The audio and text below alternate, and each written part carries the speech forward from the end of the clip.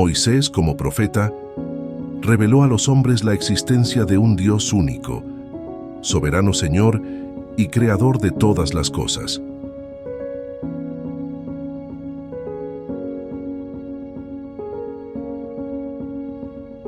Promulgó la ley del Sinaí y echó las bases de la verdadera fe. Como hombre, fue el legislador del pueblo a través del cual esa primitiva fe, depurada, habría de expandirse por toda la tierra.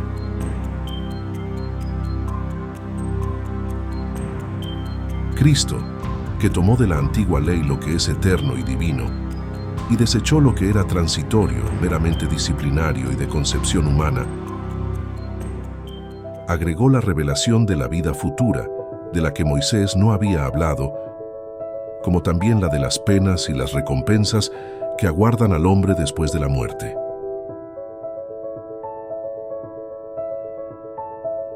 La parte más importante de la revelación de Cristo, en el sentido de primera fuente, de piedra angular de toda su doctrina, es el punto de vista absolutamente nuevo desde el cual considera a la divinidad.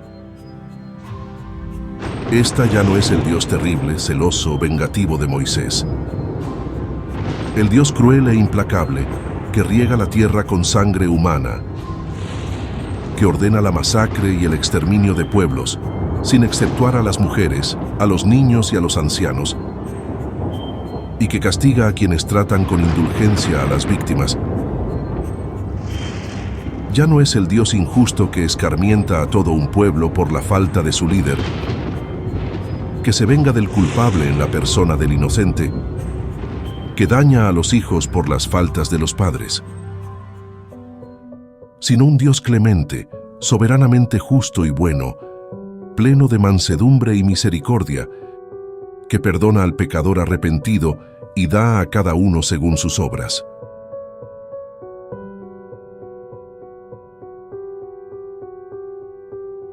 Ya no es el Dios de un único pueblo privilegiado, el Dios de los ejércitos que dirige los combates para sustentar su propia causa contra el Dios de los otros pueblos, sino el Padre común del género humano, que extiende su protección a todos sus hijos y los convoca a todos hacia Él.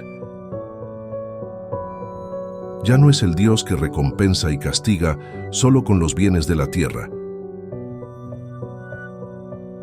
que hace consistir la gloria y la felicidad en la esclavitud de los pueblos rivales y en la multiplicidad de la progenie, sino un Dios que dice a los hombres: vuestra verdadera patria no está en este mundo, sino en el reino celestial, allí donde los humildes de corazón serán elevados y los orgullosos serán humillados. Ya no es el Dios que hace de la venganza una virtud y ordena que se retribuya ojo por ojo, diente por diente, sino el Dios de misericordia que dice: perdonad las ofensas si queréis ser perdonados. Haced el bien a cambio del mal. No hagáis a los demás lo que no queréis que os hagan. Ya no es más el Dios mezquino y meticuloso que impone, bajo las más rigurosas penas, el modo como quiere ser adorado, que se ofende por la falta de observancia de una fórmula, sino el Dios grande que ve el pensamiento y al que no se honra con la forma. No penséis que he venido para abrogar la ley o los profetas. No he venido para abrogar, sino para cumplir. Porque de cierto os digo que hasta que pasen el cielo y la tierra, ni una jota ni una tilde pasará de la ley hasta que todo se haya cumplido. Oísteis que fue dicho: ojo por ojo y diente por diente. ¿Qué pensáis vosotros? Es culpable de muerte. Sí, muerte. Pero yo os digo, no resistáis al malo. Antes bien, a cualquiera que te golpee en la mejilla derecha, vuélvele también la otra. Y al que quiera ponerte a pleito y quitarte la túnica, déjale también la capa. Y a quien te obligue a llevar carga por 1 milla, ve con él 2. Al que te pida, dale. Y al que quiera tomar de ti prestado, no se lo rehuses. Oísteis que fue dicho, amarás a tu prójimo y aborrecerás a tu enemigo. Pero yo os digo, amad a vuestros enemigos. Bendecid a los que os maldicen. Haced bien a los que os aborrecen y orad por los que os ultrajan y os persiguen, para que seáis hijos de vuestro Padre que está en los cielos, que hace salir su sol sobre malos y buenos, y hace llover sobre justos e injustos. Porque si amáis a los que os aman, ¿qué recompensa tendréis? ¿No hacen los publicanos lo mismo? Y si saludáis a vuestros hermanos solamente, ¿qué hacéis de más? Sed, pues, vosotros perfectos, así como vuestro Padre que está en los cielos es perfecto.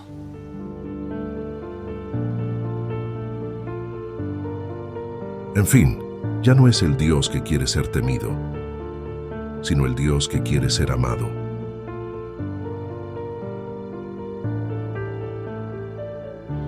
Por ser Dios el eje de todas las creencias religiosas y el objetivo de todos los cultos, el carácter de todas las religiones está conforme con la idea que éstas tienen de Él. Las religiones que hacen de Dios un ser vengativo y cruel creen honrarlo con actos de crueldad, con hogueras y torturas. Las que tienen un Dios parcial y celoso son intolerantes y, en mayor o menor medida, meticulosas en la forma, pues lo consideran más o menos contaminado con las debilidades y la frivolidad humanas.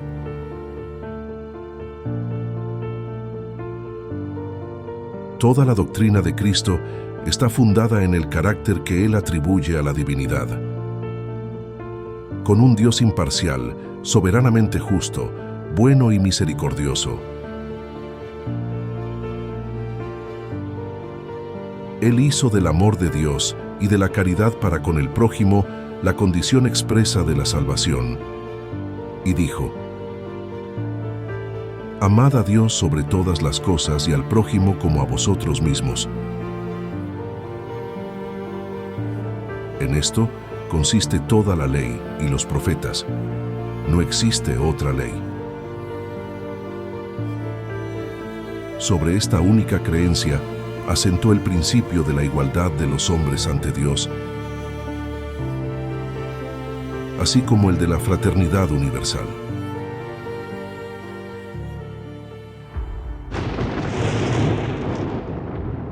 En cambio, ¿era posible amar al Dios de Moisés? No, solo se podía temerlo.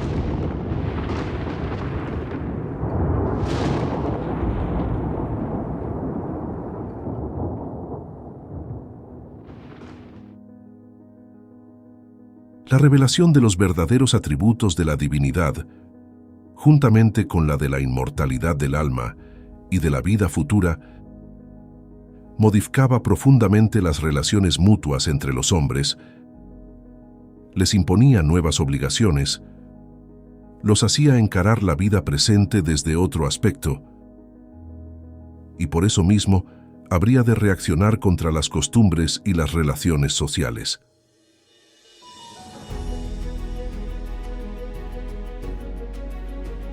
Ese es, indiscutiblemente, por sus consecuencias, el punto principal de la revelación de Cristo, cuya importancia no fue suficientemente comprendida.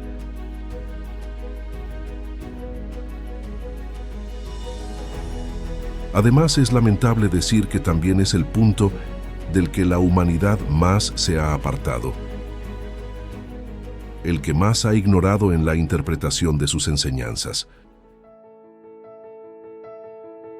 No obstante, Cristo agrega: muchas de las cosas que os digo todavía no las podéis comprender, y muchas otras tendría que deciros, que no comprenderíais. Por eso os hablo por parábolas. Con todo, más adelante habré de enviaros el Consolador, el Espíritu de verdad, que restablecerá todas las cosas y os las explicará todas.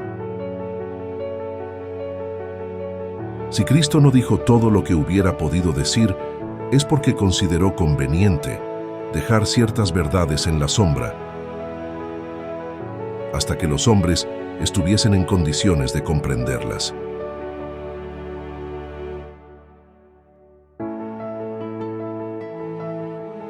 Como él mismo lo confesó, su enseñanza estaba incompleta, visto que anunció la llegada de aquel que debería completarla.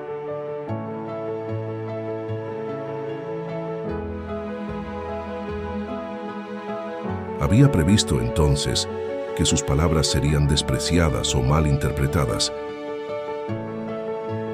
y que los hombres se desviarían de su enseñanza. En suma, que destruirían lo que él había hecho, puesto que todas las cosas habrán de ser restablecidas. Ahora bien, solo se restablece aquello que ha sido deshecho.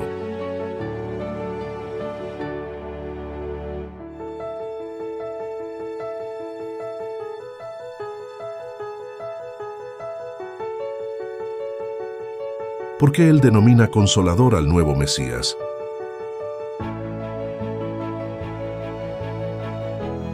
Ese nombre, significativo y sin ambigüedad, encierra toda una revelación. Así, Cristo preveía que los hombres estarían necesitados de consuelo, lo que implica que sería insuficiente el que hallarían en la creencia que habrían de fundar. Tal vez nunca Cristo fue tan claro, tan explícito como en estas últimas palabras, a las cuales pocas personas prestaron la debida atención, probablemente porque evitaron interpretarlas y profundizar su sentido profético. Porque de ellos es el reino de los cielos.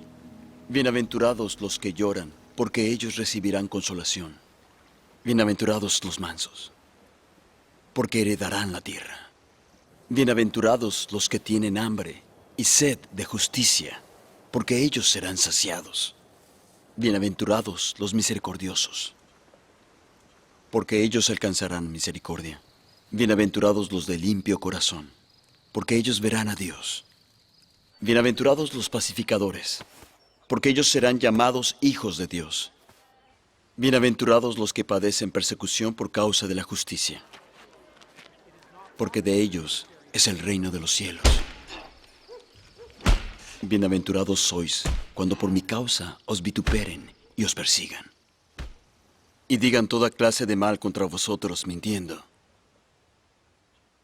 Gozaos y alegraos, porque vuestro galardón es grande en los cielos, pues así persiguieron a los profetas que fueron antes de vosotros. Vosotros sois la sal de la tierra, pero si la sal perdiere su sabor, ¿con qué será salada? No os sirve más para nada, sino para ser echada fuera y hollada por los hombres. Vosotros sois la luz del mundo. Una ciudad asentada sobre un monte no se puede esconder, ni se enciende una vela y se pone debajo de un almud, sino sobre el candelero, y alumbra a todos los que están en casa. Así alumbre vuestra luz delante de los hombres, para que vean vuestras buenas obras y glorifiquen al Padre que está en los cielos. Si Cristo no pudo desarrollar su enseñanza de manera completa, se debió a que a los hombres les faltaban conocimientos que solo podrían adquirir con el tiempo y sin los cuales no la comprenderían. Muchas cosas habrían parecido absurdas en el estado de los conocimientos de entonces. Completar su enseñanza debe entenderse en el sentido de explicarla y desarrollarla, y no en el de agregarle verdades nuevas, pues todo en ella se encontraba en estado de germen. Solo le faltaba la clave para captar el sentido de sus palabras. Pero ¿quién se arroga el derecho de interpretar las escrituras sagradas? ¿Quién tiene ese derecho? ¿Quiénes poseen las luces necesarias si no son los teólogos? ¿Quién se atreve? En primer lugar, la ciencia, que no pide permiso a nadie para dar a conocer las leyes de la naturaleza y salta por sobre los errores y los prejuicios. ¿Quién tiene ese derecho? En este siglo de emancipación intelectual y de libertad de conciencia, el derecho de examen pertenece a todos, y las escrituras ya no son el arca santa, en la cual nadie se atrevía a introducir la punta de un dedo sin que corriera el riesgo de ser fulminado.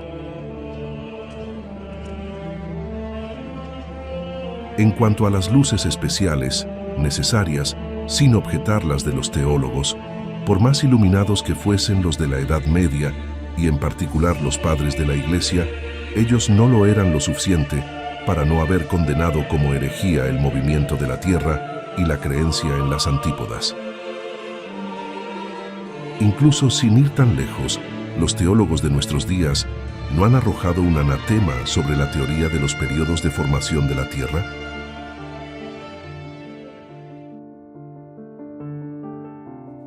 Los hombres solo pudieron explicar las escrituras con el auxilio de lo que sabían, de las nociones falsas o incompletas que tenían acerca de las leyes de la naturaleza, más tarde reveladas por la ciencia.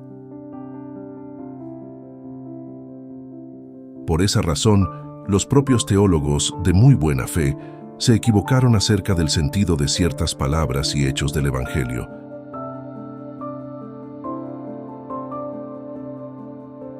Al querer a toda costa hallar en él la confirmación de una idea preconcebida, giraban siempre en el mismo círculo, sin abandonar su punto de vista, de modo que solo veían lo que querían ver.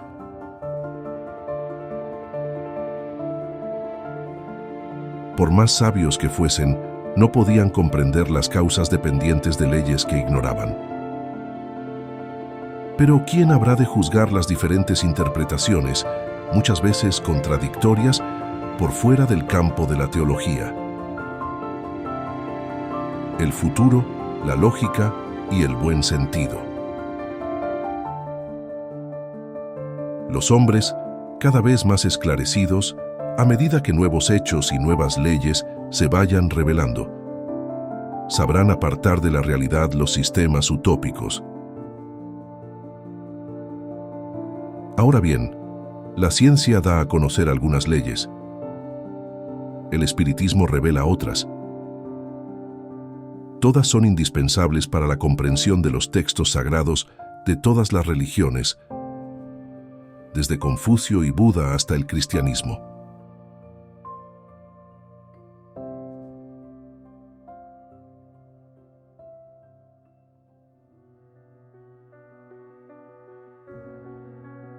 En cuanto a la teología, ésta no podrá juiciosamente alegar contradicciones de la ciencia, dado que no siempre es coherente consigo misma. El espiritismo, que parte de las propias palabras de Cristo, como éste partió de las de Moisés, es una consecuencia directa de la doctrina cristiana. A la idea vaga de la vida futura, agrega la revelación de la existencia del mundo invisible que nos rodea y puebla el espacio, y con eso determina en forma precisa la creencia. Le da un cuerpo, una consistencia, una realidad en el pensamiento. Define los lazos que unen el alma al cuerpo y levanta el velo que ocultaba a los hombres los misterios del nacimiento y de la muerte. Mediante el espiritismo el hombre sabe de dónde viene, hacia dónde va, por qué está en la tierra, por qué sufre transitoriamente y ve por todas partes la justicia de Dios. Sabe que el alma progresa sin cesar, a través de una serie de existencias sucesivas, hasta que haya alcanzado el grado de perfección que la aproxima a Dios. Sabe que todas las almas, como tienen un mismo punto de origen, son creadas iguales, con la misma aptitud para progresar, en virtud de su libre albedrío. Que todas son de la misma esencia y que no existe diferencia entre ellas, salvo en cuanto al progreso realizado.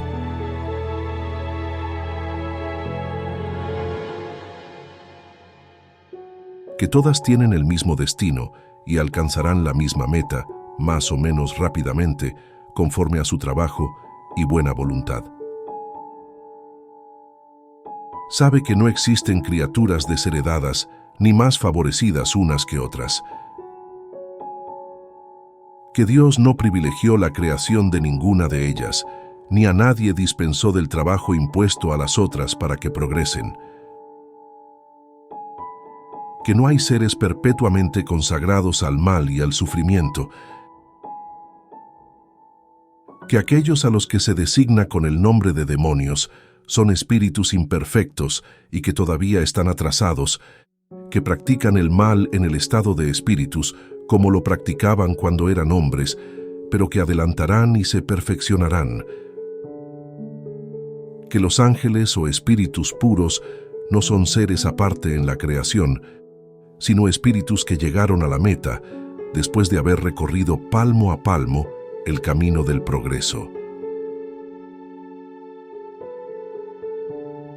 Que de tal modo no hay creaciones múltiples ni diferentes categorías entre los seres inteligentes, sino que toda creación es el resultado de la gran ley de unidad que rige el universo. Sabe, por último, que todos los seres gravitan hacia un fin común, que es la perfección, sin que unos sean favorecidos a expensas de otros, pues todos son hijos de sus propias obras. Por las relaciones que ahora puede establecer con aquellos que dejaron la tierra, el hombre posee no solo la prueba material de la existencia y de la individualidad del alma, sino que también comprende la solidaridad que vincula a los vivos con los muertos de este mundo y a los de este mundo con los de otros planetas. Conoce la situación de ellos en el mundo de los espíritus. Los acompaña en sus migraciones. Es testigo de sus alegrías y sus penas. Sabe por qué son felices o desdichados y conoce la suerte que a él mismo le está reservada, según el bien o el mal que haya hecho. Esas relaciones lo inician en la vida futura, a la que puede observar en todas sus fases, en todas sus peripecias. El porvenir ya no es una vaga esperanza, sino un hecho positivo, una certeza matemática.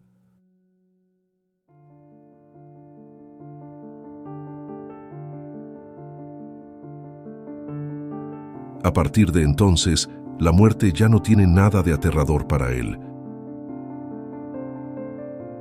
porque significa la liberación, la puerta de la verdadera vida. A través del estudio de la situación de los espíritus, el hombre sabe que la felicidad y la desdicha en la vida espiritual son inherentes al grado de perfección o de imperfección,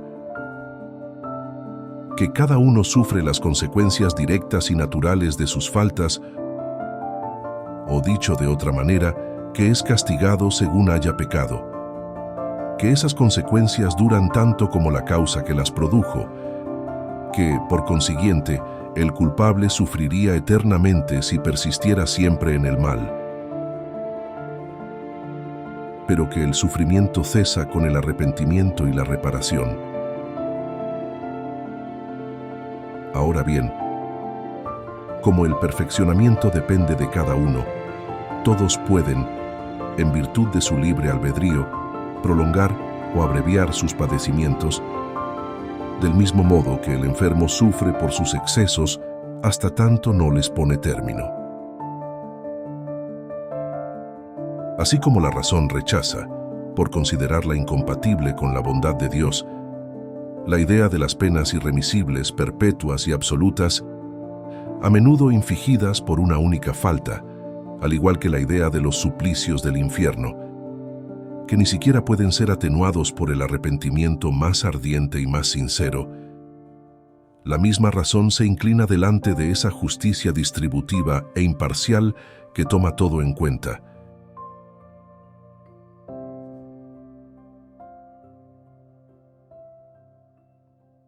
Que nunca cierra la puerta al arrepentimiento y tiende constantemente la mano al náufrago, en vez de empujarlo hacia el abismo. La pluralidad de las existencias, cuyo principio Cristo estableció en el Evangelio, aunque no lo definió más que como lo hizo con muchos otros, es una de las leyes más importantes reveladas por el espiritismo, dado que éste demuestra su realidad y su necesidad para el progreso. Con esta ley, el hombre explica todas las aparentes anomalías de la vida humana. Las diferencias de posición social, las muertes prematuras que, sin la reencarnación, tornarían inútiles para el alma las vidas de corta duración.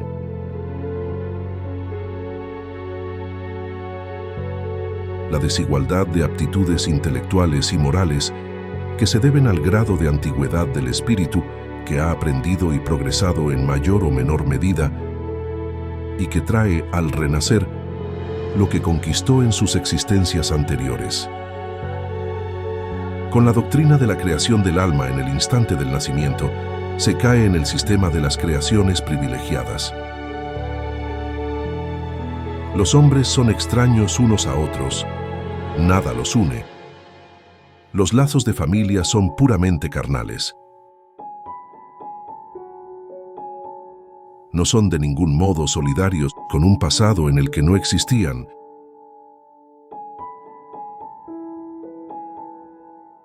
Con la doctrina de la nada después de la muerte, todas las relaciones cesan con la vida y de ese modo los hombres no son solidarios en el porvenir.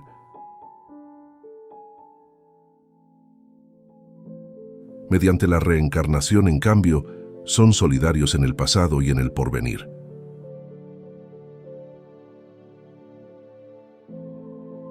Como sus relaciones se perpetúan tanto en el mundo espiritual como en el corporal, la fraternidad se basa en las leyes mismas de la naturaleza. El bien tiene un objetivo y el mal, consecuencias inevitables.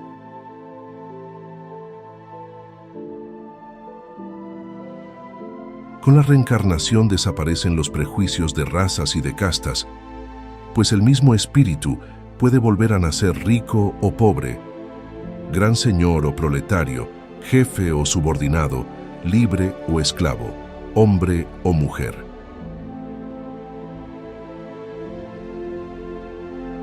De todos los argumentos invocados contra la injusticia de la servidumbre y la esclavitud, contra la sujeción de la mujer a la ley del más fuerte,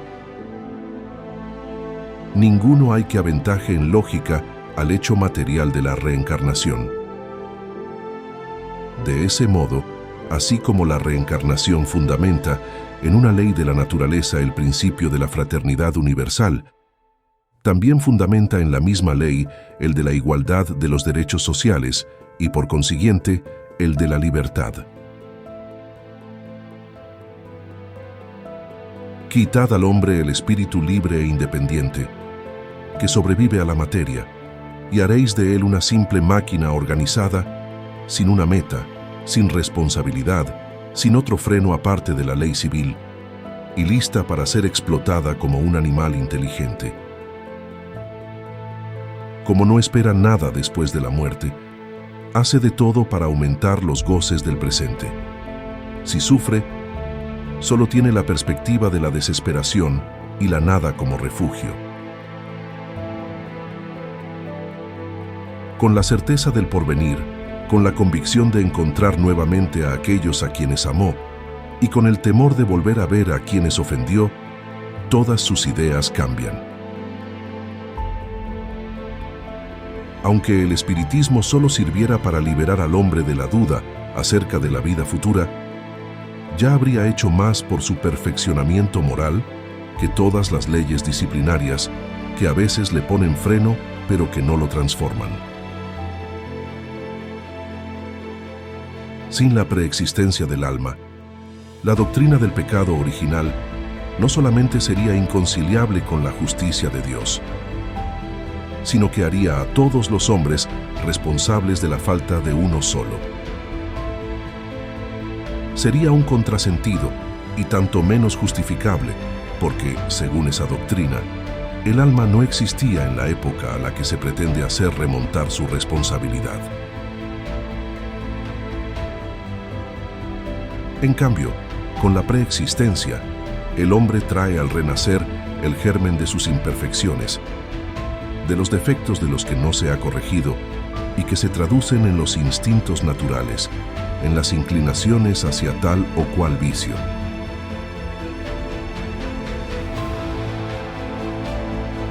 Ese es su verdadero pecado original, cuyas consecuencias sufre naturalmente, pero con la diferencia capital de que sufre la pena de sus propias faltas y no la pena de las faltas cometidas por otros.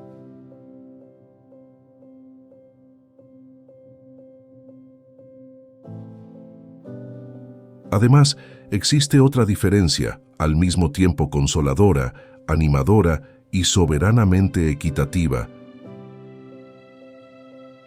según la cual cada existencia le ofrece los medios para redimirse mediante la reparación, así como para progresar, ya sea despojándose de alguna imperfección o adquiriendo nuevos conocimientos, hasta que, al hallarse suficientemente purificado, el hombre ya no necesite la vida corporal y pueda vivir exclusivamente la vida espiritual eterna y bienaventurada. Por la misma razón, aquel que ha progresado moralmente trae al renacer cualidades naturales, así como quien ha progresado intelectualmente es portador de ideas innatas.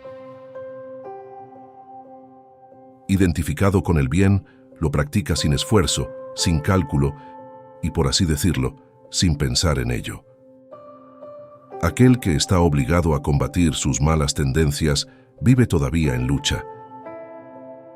El primero ya triunfó, el segundo está a punto de triunfar. Existe, pues, la virtud original, como existe el saber original, y el pecado, o mejor dicho, el vicio original.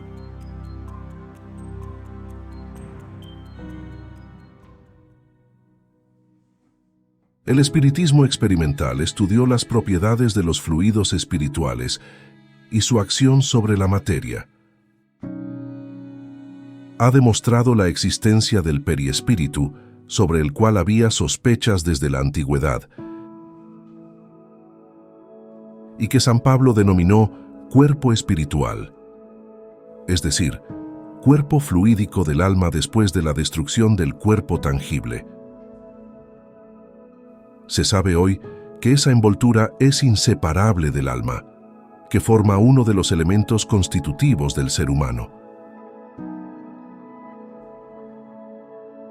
que es el vehículo de la transmisión del pensamiento y que durante la vida del cuerpo sirve de lazo entre el espíritu y la materia. El periespíritu representa un rol tan importante en el organismo y en una cantidad de afecciones que se liga a la fisiología tanto como a la psicología. El estudio de las propiedades del periespíritu, de los fluidos espirituales y de los atributos fisiológicos del alma abre nuevos horizontes a la ciencia y aporta la clave de una infinidad de fenómenos incomprensibles hasta hoy, pues faltaba el conocimiento de la ley que los rige, fenómenos que el materialismo niega, debido a que se hallan vinculados con la espiritualidad y que otras creencias califican como milagros o sortilegios. Tales son, entre otros, el fenómeno de la doble vista, la visión a distancia, el sonambulismo natural y artificial, los efectos físicos de la catalepsia y la letargia, la presciencia, los presentimientos, las apariciones, las transfiguraciones, la transmisión del pensamiento, la fascinación, las curas instantáneas, las obsesiones y posesiones, etc.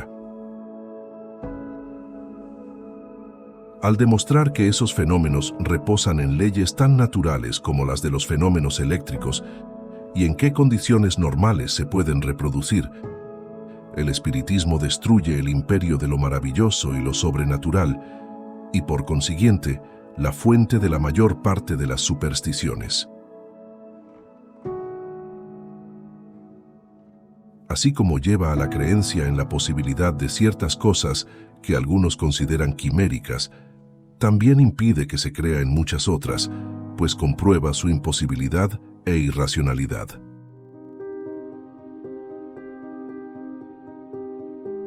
Lejos de negar o destruir el Evangelio, el espiritismo viene, por el contrario, a confirmar, explicar y desarrollar, por medio de las nuevas leyes de la naturaleza, que Él revela todo lo que Cristo dijo e hizo. El espiritismo elucida los puntos oscuros de la enseñanza cristiana, de tal manera que con su auxilio, aquellos para quienes eran ininteligibles ciertas partes del Evangelio o parecían inadmisibles, las comprenden y admiten sin dificultad.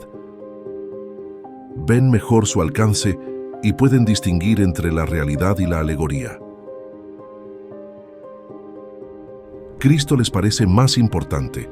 Ya no es simplemente un filósofo, sino un Mesías divino. Además, si se considera el poder moralizador del espiritismo por la finalidad que confiere a todas las acciones de la vida, por las consecuencias del bien y del mal que hace tangibles, por la fuerza moral, el coraje y el consuelo que da en las aflicciones, mediante una inalterable confianza en el porvenir, por la idea de que cada uno tiene cerca de sí a los seres a quienes amó, así como la certeza de volver a verlos y la posibilidad de conversar con ellos. En fin, por la convicción de que todo cuanto hemos hecho, cuanto hemos conquistado en inteligencia, sabiduría y moralidad, hasta la última hora de la vida, no se ha perdido, sino que beneficia al adelanto del espíritu. Se reconoce que el espiritismo realiza todas las promesas de Cristo respecto del Consolador anunciado. Ahora bien, como el Espíritu de verdad es quien preside el gran movimiento regenerador, la promesa de su advenimiento se encuentra de esa forma cumplida porque, de hecho, Él es el verdadero Consolador. Los afligidos existen en gran número. No es, pues, para sorprenderse que tantas personas elijan una doctrina que consuela, de preferencia a las que llevan a que se pierda la esperanza, porque a los desheredados, más que a los felices del mundo, se dirige el espiritismo. El enfermo ve llegar al médico con mayor satisfacción que quien está bien de salud. Ahora bien, los afligidos son los enfermos, y el Consolador es el médico. La primera revelación estuvo personificada por Moisés, la segunda por Cristo, pero la tercera no está personificada por ningún individuo. Las dos primeras son individuales, la tercera es colectiva. Ese es un carácter esencial de suma importancia. Es colectiva en el sentido de que no fue hecha como privilegio para nadie en particular. Nadie, por consiguiente, puede atribuirse la condición de ser su profeta en exclusividad. Ha sido esparcida simultáneamente por sobre toda la tierra, a millones de personas de todas las edades y condiciones, desde la más baja hasta la más alta de la escala, según esta predicción registrada por el autor de los Hechos de los Apóstoles. En los últimos tiempos, dijo el Señor, derramaré de mi espíritu sobre toda carne. Vuestros hijos y vuestras hijas profetizarán. Vuestros jóvenes tendrán visiones y vuestros ancianos soñarán. No provino de ningún culto en especial, a fin de que un día sirva a todos de punto de unión.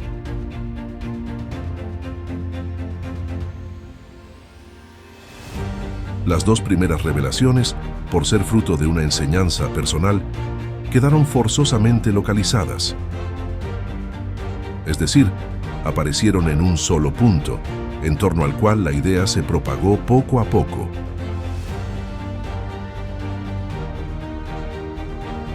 Pero fueron necesarios muchos siglos para que alcanzasen los extremos del mundo, y aún así no lo invadieron por completo. La tercera revelación tiene una particularidad. No está personificada en un solo individuo, sino que surgió simultáneamente en millares de puntos diferentes, que se convirtieron en centros o focos de irradiación. Al multiplicarse esos centros, sus rayos se reúnen poco a poco, como los círculos formados por una enorme cantidad de piedras lanzadas al agua.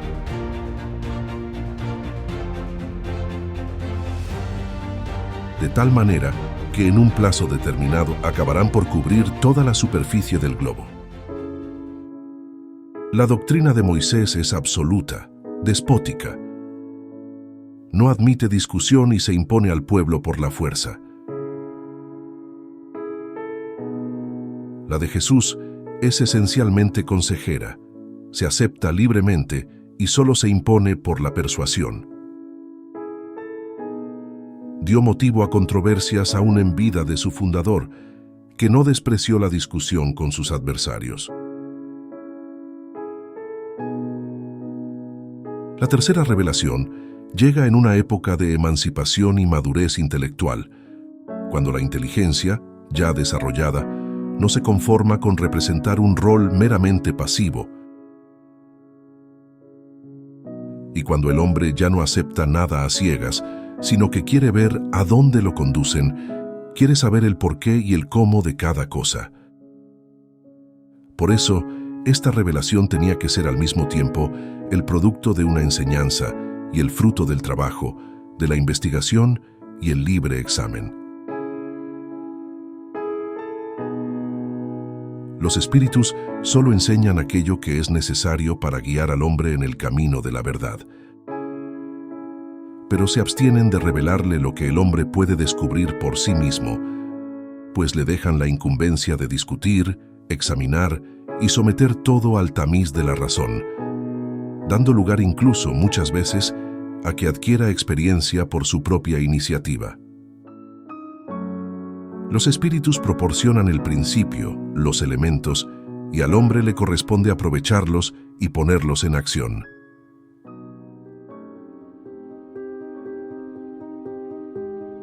Como Dios no confió a un solo espíritu el encargo de promulgar la doctrina espírita, quiso asimismo que tanto el pequeño como el grande, fuera entre los espíritus como entre los hombres, aportase su piedra al edificio, a fin de que se estableciera entre ellos un lazo de solidaridad cooperativa, que le faltó a todas las doctrinas provenientes de una fuente única. Un último carácter de la revelación espírita, que surge de las propias condiciones que le dan origen, es que, dado que se apoya en hechos, tiene que ser, y no puede dejar de ser, esencialmente progresiva, como todas las ciencias de observación.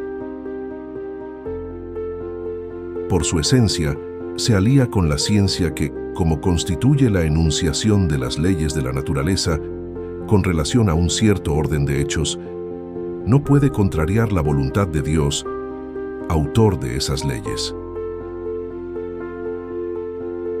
Los descubrimientos que realiza la ciencia, lejos de rebajar a Dios, lo glorifican. Solo destruyen lo que los hombres han edificado sobre las falsas ideas que se formaron acerca de Dios.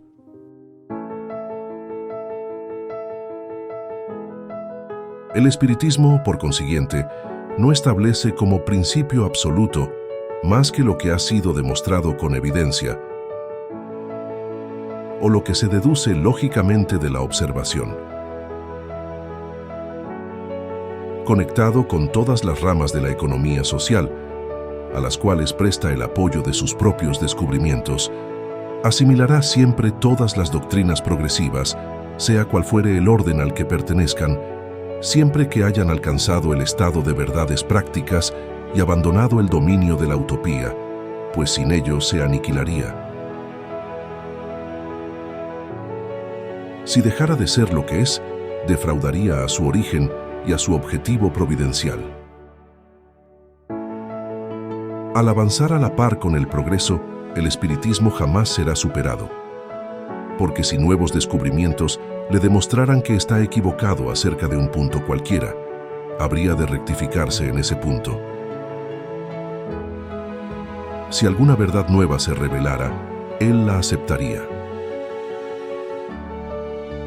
¿Cuál es la utilidad de la doctrina moral de los espíritus, visto que no es otra que la de Cristo? ¿Necesita el hombre una revelación?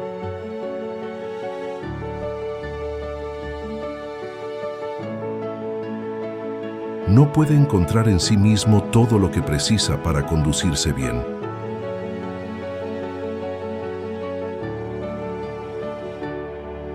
Desde el punto de vista moral, no cabe duda de que Dios otorgó al hombre una guía, su conciencia, que le dice: no hagas a los demás lo que no quieras que ellos te hagan.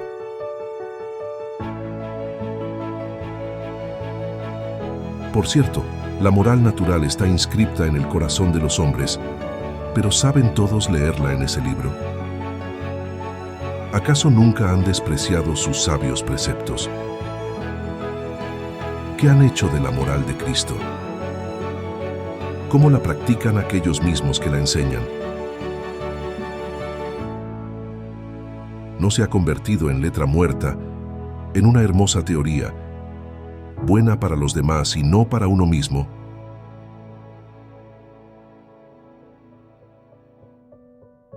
¿Reprocharéis a un padre que repita a sus hijos 10 veces, 100 veces las mismas instrucciones, si ellos no las cumplen? ¿Por qué Dios haría menos que un padre de familia? ¿Por qué no habría de enviar de tanto en tanto mensajeros especiales a los hombres para recordarles sus deberes y llevarlos de nuevo por la senda del bien cuando se apartan de ella? ¿Por qué no abrirles los ojos de la inteligencia a los que los tienen cerrados, así como los hombres más adelantados envían misioneros a los salvajes y a los bárbaros?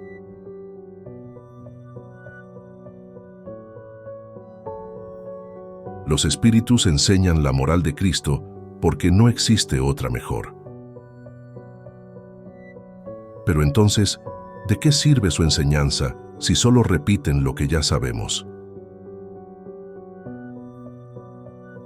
Otro tanto se podría decir de la moral de Cristo, predicada 500 años antes de él por Sócrates y Platón, y en términos casi idénticos.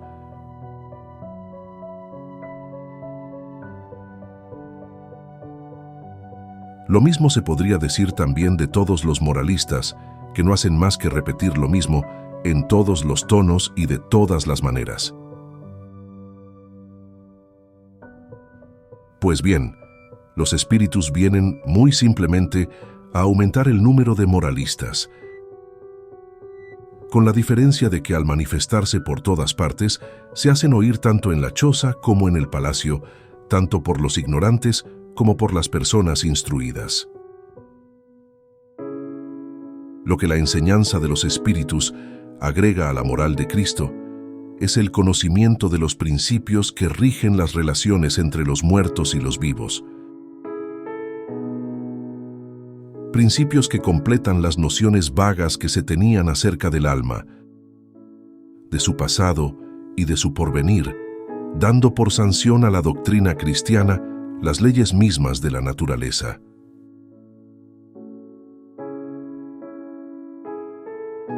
Con la ayuda de las nuevas luces que el espiritismo y los espíritus han aportado, el hombre comprende la solidaridad que vuelve a unir a todos los seres.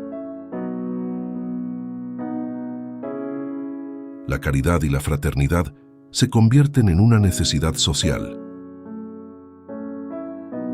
Hace por convicción lo que antes hacía solo por deber, y lo hace mejor. Cuando los hombres practiquen la moral de Cristo, solo entonces podrán afirmar que no precisan moralistas encarnados ni desencarnados. Ahora bien, en ese caso Dios tampoco les enviará ninguno más. Con todo, otros resultados vienen a fecundar esa revelación. Al considerar que la humanidad está madura para penetrar el misterio de su destino y contemplar con sensatez las nuevas maravillas, Dios permitió que fuese levantado el velo que ocultaba el mundo invisible al mundo visible.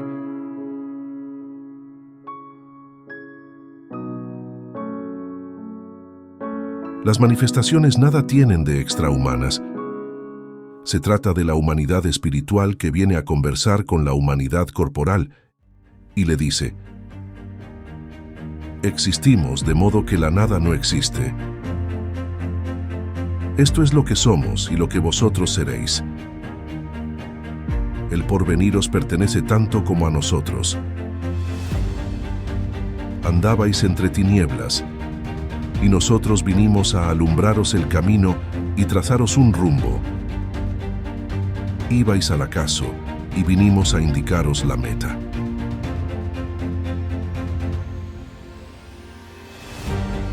La vida terrenal lo era todo para vosotros, porque no veíais nada más allá de ella. Y hemos venido a deciros, mostrándoos la vida espiritual, que la vida terrestre no es nada.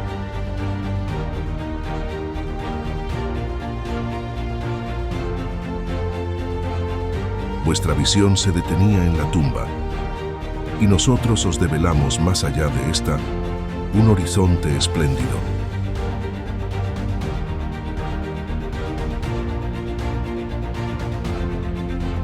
No sabíais por qué sufrís en la tierra, y ahora veis en el sufrimiento la justicia de Dios. El bien no producía ningún fruto aparente para el futuro, pero de ahora en adelante tendrá un objetivo y constituirá una necesidad. La fraternidad, que no era más que una hermosa teoría, se sustenta ahora en una ley de la naturaleza.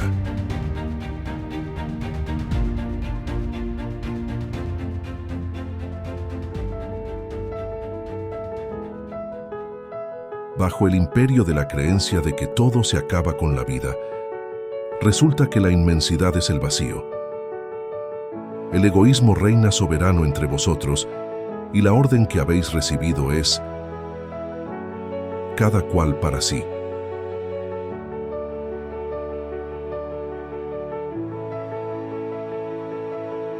Con la certeza del porvenir, los espacios infinitos se pueblan hasta lo infinito. En ninguna parte existe el vacío o la soledad.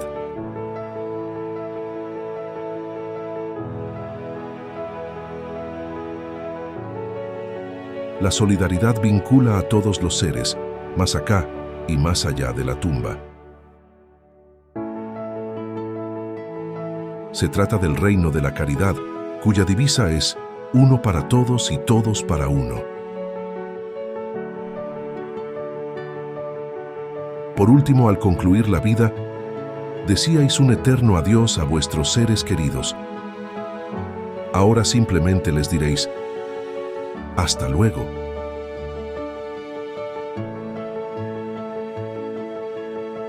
Estos son, en resumen, los resultados de la nueva revelación, que ha venido a llenar el hueco que la incredulidad había cavado.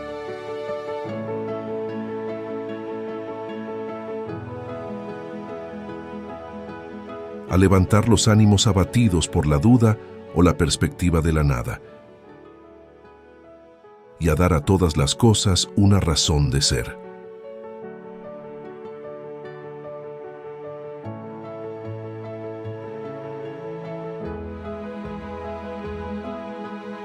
ese resultado carecerá de importancia solo porque los espíritus no vienen a resolver los problemas de la ciencia, a dar saber a los ignorantes y a los perezosos medios para que se enriquezcan sin trabajar. Entre tanto, los frutos que el hombre debe recoger de la nueva revelación no tienen que ver solamente con la vida futura.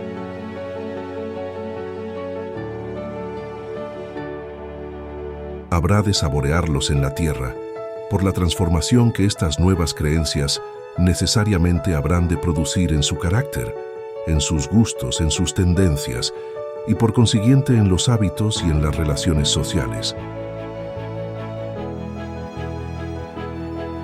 Al poner fin al reinado del egoísmo, del orgullo y la incredulidad, preparan el del bien, que es el reino de Dios anunciado por el Cristo.